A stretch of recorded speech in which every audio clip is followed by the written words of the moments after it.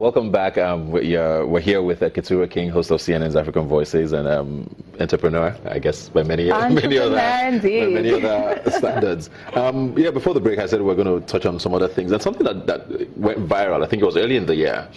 You took a trip to Senegal, yes. I believe. I don't know if it was official or personal. Personal. But on your way back, there was an incident at the airport. Most people were not sure exactly what happened. You tweeted pictures with blood, at least on your body. You were hurt or injured by some officials at the airport, I believe, and then you deleted them.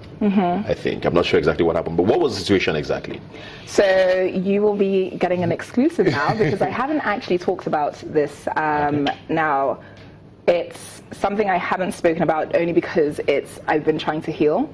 It was more than just physical scars, so it really affected me mentally. I mean, I don't think I left my house for months after that. I got back to Lagos and I was just in the house crying. You know, I had a few friends come over. Oh, I'm tearing up thinking about it now. Excuse me, it was a personal trip, and I went there for the Dakar Biennale, which is an art fair that's held every 2 years. I've never been to Senegal. I had never been to Senegal previously, and I love art. And to think that we have something that mimics Art Basel on the continent, it's that big, people fly in from all over the world. I thought to myself, well, this is perfect timing. I'm on the continent, it's happening. I've never been there, I've always wanted to go there. Why not? And I'd been pitching my producers some Senegalese stories. So I thought, let me go and do some recon at the same time and be proactive. So I went there and it was magical, and my boyfriend came out to meet me. He'd never been to Senegal either, and it was amazing, and we had the best time. Now, don't get me wrong, I knew prior to going to Senegal that they had prepared some travel advisories against the country, rather. Senegal and the Gambia have just been declared Islamic states, rather. So there's a lot of turmoil on the roads. You know, you've got armed guard stations every 10 meters. But it's still a beautiful country, and they're still quite great people. Long story short, my boyfriend was supposed to go back to Lagos a few days before I was, and I escorted him to the airport. There's only one flight to Lagos, and it leaves at 3:45 in the morning. Now, Dakar is really hot during the day and really cold at night, kind of like Cape Town right now. So I was wearing denim shorts and a silk top. I was not inappropriately dressed by any means whatsoever. Left the hotel to take my boyfriend to the airport, and I wasn't traveling, so I didn't take my passport with me. I've never been to any country in the world where you go to the international airport and you're denied access because you don't have your passport with you. So we got there, and the guard at the entrance started asking for the passports and tickets. He was speaking in Wolof, not even French, not English, which I would have expected, but not even French, which is the lingua franca of the country. I don't speak Wolof, so I can't understand what you're saying. So he asks for the passports and the tickets. You know, we don't understand. He points, and then my boyfriend gives him his passport and tickets, and then he asks for mine. And I said, I'm not traveling, I'm not going, you know, trying to gesture. And he basically gestured that if I wasn't traveling, that I wasn't allowed inside. My whole purpose of going to the airport was to escort my boyfriend. So it was like, I'm not going to be waiting outside in the cold, freezing, for the next 30 minutes while he drops his bags. However, I was like, okay, no problem. My boyfriend then asked him, you know, via gestures and like the little bits of French that they could communicate to each other, if it was all right for me to stand in the first door. So there are 2 doors before the entrance of the airport. If it was all right for me to stand in the first door, just so that I would be out of the cold. And the guy nodded his head. So my boyfriend went inside. He said, let me go and drop my bags and I'll be right back outside. And I waited for him, and my back was to the guard. I was holding myself like this, trying to keep warm. And then the next thing, I heard clicking. So to my back, clicking like this. And I didn't think it was, the person was, you know, clicking at me. Like, that's not how you call people. And then I heard shouting in Wolof. So I'm thinking, what's going on? So I looked briefly and then looked back this way. And then the next thing, the clicking is right by my ear. I was like, whoa, what is this invasion of personal space? But I laugh now. It was quite scary at that point in time. And the man, I guess, now I know, looking back and with everything that's happened, that he thought that I was ignoring him. For some reason, when in Senegal, they all thought I was Senegalese. He thought I was ignoring him, that I understood what he was saying and I was ignoring him. So by the time he was coming here and I finally turned around, he was already angry. Now, this is by no means an excuse or to excuse his actions, because I think it was wrong regardless. You don't put your hands on a woman. And as a police officer at an international airport, I think you should have more composure than that. But he clicked his hands, and by the time I turned around, just started pummeling me, hitting me, screaming and wolof. I don't know what he was saying, but I'm assuming he was insulting me for ignoring him, beating me so badly. So I was screaming for help.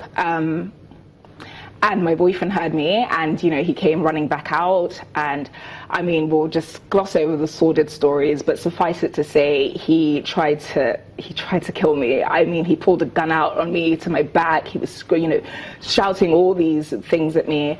Finally, an airport official came over and said, no matter what is going, nobody stopped to help. There was a crowd of people standing around, and not one person stopped to help, except my boyfriend, who was trying to get them off him and trying to get the guy off me. But then 5 other guards came and took him off, off us. And this guy's still hitting me. You saw all the scratches, all the bruises, all the cuts online.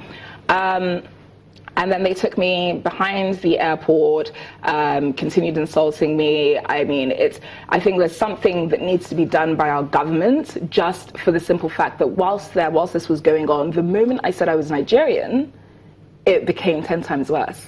So we have such a negative image outside the country, and it's scary the kind of trouble it can get you into, because initially I was British and whatever, yes, the British Council will come, we call them in the morning, blah blah blah, anyway, sorry for his actions. And then I said, they said, what country did you come from? Lagos. Why did you come from Lagos? Because I'm Nigerian. Oh, Nigerian, ha, you must be a drug addict, you must be a prostitute, you must be this. And then one of them spat on me, and it was wow. I was like, what is going on? I'm bleeding. None of them refuse to look at me. They all want to speak to my boyfriend. They say they don't talk to women. So, I mean, it was horrific. It was a really bad experience. Did they at any point tell you why? They never once told me why I was being detained. Never once. And, I can look back on it and laugh now and say, oh, I always wanted to be a war correspondent. At least I got my hostile training. But that's not a position you want anyone to ever be in. It was disgraceful. And it was so terrifying being in. So no explanations? No explanation given. I was detained for 2 days. 2 days? Yep. They then sent me, after the first day, they sent me to the jail that was under the courthouse, where the female guard just was on a power trip and, tried to get me to undress in front of male and female prisoners and the male guards. I mean, I know my rights. That's a violation of the Human Rights Treaty. I'm not going to undress in front of men. It was horrible. They kept trying to get me to sign things that I had never, statements I'd never written. So they didn't realize I spoke French. And the next day, after keeping me in jail, excuse me, let me answer your question about Twitter, by the way. The first day, after they had held me for a few hours, they said that the only reason that they've been holding me this long is because I tweeted my injuries, and now they're getting phone calls from a lot of important people. So they're getting phone calls from my company, they're getting phone calls from, like my uncle who works in the government, and people who, important people, asking what's going on, telling them to release me. And because now it looks as though I'm giving Senegal a negative image, that all I need to do is delete the photos and they'll let me go. Which is when you saw the photos disappear. They didn't let me go. They then took my phone, smashed it, so that I was not able to communicate with anybody else or tweet any more photos, and then sent me back to jail. And then it was the next day that they took me to the jailhouse underneath the court, and that happened with the female warden. Yeah. After all of this, did you try to pursue anything, like legally, when you were released eventually, or at least even find out why all of that happened? So a lawyer was actually deployed, as well as a colleague of mine who flew in from Praia, and it's interesting yet incredibly scary to note that everyone told me to just leave it. I mean, I was being given advice from the lawyer to just pay the policeman off. I said, why would I pay him off? He hurt me. I did nothing wrong. He said, well, no, if you want this to go away, just pay them off. Otherwise, you'll be charged to court. It's... For? they claim that I insulted the police officer and I was the one that hit him, that he had injuries. And I said, well, where are your injuries? And how could I have insulted you when we don't speak the same language? If I didn't understand what you were saying, how did you understand what I was saying? But you didn't understand when I was asking you if I could step inside for the cold. Something is amiss here. And it's interesting to note also the fact that whilst this was being reported in the Senegalese media, most of the Senegalese people were on my side. From the comments that I read, they were saying, oh, well, yes, this is what happens here. You know, it's unfortunate that this has happened to you, but hopefully because you're someone that's in the public eye, now something will be done. Nothing's been done. Wow. I don't know if I've heard a sadder story than this in a long time, but good to see that you are at least okay. Yes. And have moved on from it. I don't know, someone in Senegal obviously has questions to answer. Yeah. And I actually want you to get answers. I don't know how you will, but hopefully you do get answers. I hope so too. From somewhere. I hope so. Wow, that's really sad. But just before we go now, because that's already take quite a bit to go through. Going forward, I mean, you have a lot of projects, of course, outside of your contract job with CNN. What are some of the other things you're working on that maybe we should be looking out for? So I have just started with Lagos Talks. I am now officially a radio host. Woohoo! So you can listen to me on 91.3 every Thursday between 7 to 8 p.m. I'm also launching my website and blog, and the blog will focus on travel and food. This is a little known secret about me, but I'm a big foodie. I love to eat, but more importantly, I love to cook. I'm like one of those grandmothers that you come to their house and you can't leave before eating 8 meals. That's me. So I'll be launching a food. Don't worry, you're invited. I throw dinner parties every week, so I'll invite you to one. Okay. But the blog will be incredibly interactive and lots of fun. So I can't wait to launch that at the end of this month. How do you plan to juggle all of this, though? I mean, you have like how many jobs? Have you not met me? Work? I'm Superwoman. Didn't you know? They didn't tell you? It's not going to be a problem. Not at all. When is the blog launching exactly?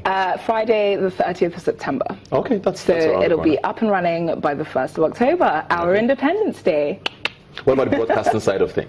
Broadcasting side, we are still working with CNN, and I don't have anything else lined up broadcasting-wise, but I do have a lot of film work coming up, which I'm excited or producing? about. Acting. You're... Yes! What are you not doing? I'm really excited. You know, acting is actually my first love. That's what I started doing. Okay. So I'm Lambda trained, which is the London Academy of Musical and Dramatic Arts. I've been in the Fast and the Furious 6. I've toured East and Southern Africa with the Kenyan National Troupe.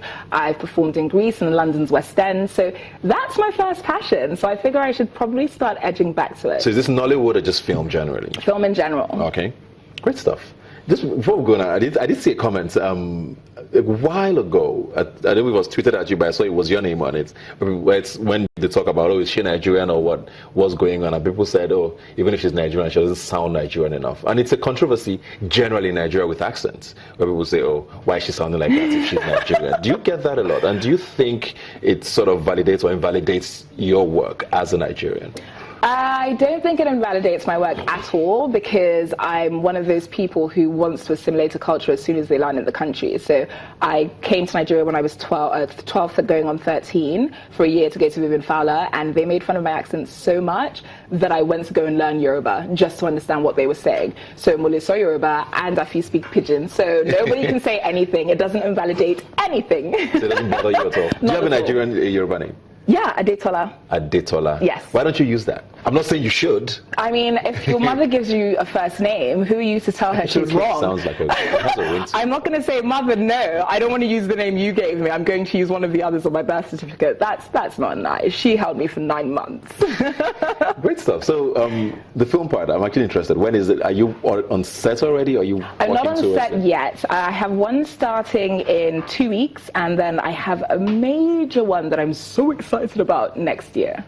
Great stuff. Looking forward to all of that. Thank you very much for being here today. Thank you so much. The story actually just shook me.